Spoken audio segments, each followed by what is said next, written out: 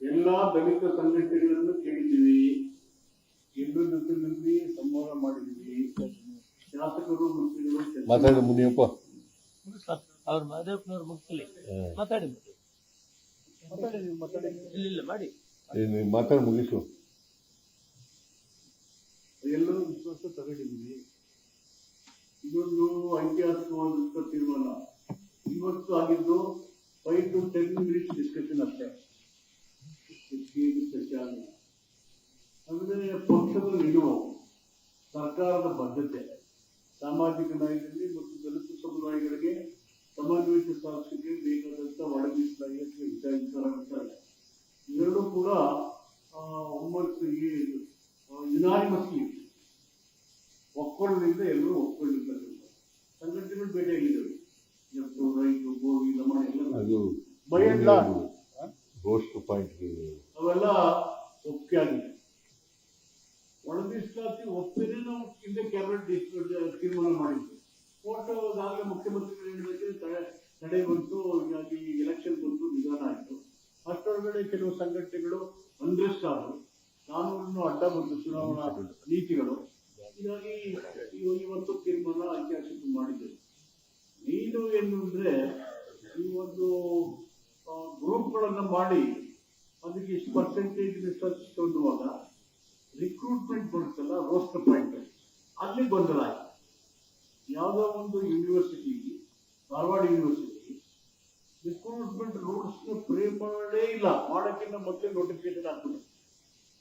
ಈ ತರ ರಿಕ್ರೂಟ್ ಮಾಡಿದ್ದು ಗ್ರೂಪ್ ಹೇಗೆ ಒಬ್ಬರಿಗೆ ಹೊರಟೋಗುತ್ತೆ ಅಂತ ಹೇಳಿ.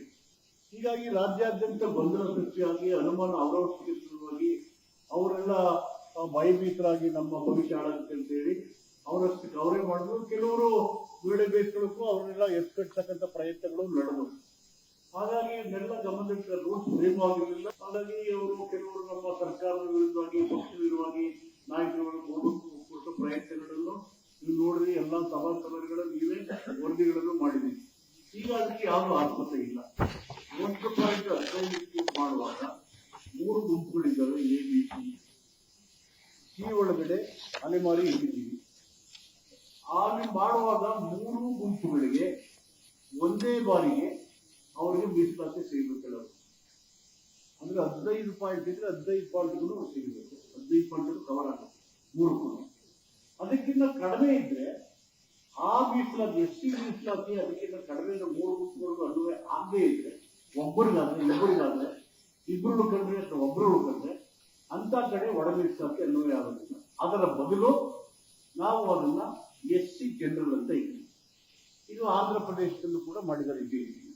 ಸೊ ಹೀಗಾಗಿ 1 ಪೋಸ್ಟ್ ಇರಲಿ, 2 ಇರಲಿ ಅಥವಾ 3ಕ್ಕಿಂತ ಕಡಿಮೆ ಅಂದ್ರೆ 15% ಮೀಸಲಾತಿಯನ್ನು ಕವರ್ ಮಾಡಕ್ಕಾಗಿದ್ರೆ ಅಂತದ್ರಲ್ಲಿ ಒಳ ಮೀಸಲಾತಿ ಅದನ್ನ ನಾವು ಎಸ್ಸಿ ಜನರಲ್ ಅಂತ ಮಾಡಿದ್ವಿ. ಹೀಗಾಗಿ ಯಾರು ಗೊಂದಲ ಪಡುವಂತ, ಆತಂಕ ಪಡುವಂತ ಅಗತ್ಯ ಇಲ್ಲ. ಇದು ಒಂದು ಐತಿಹಾಸಿಕವಾದಂತ ನಿಲುವು.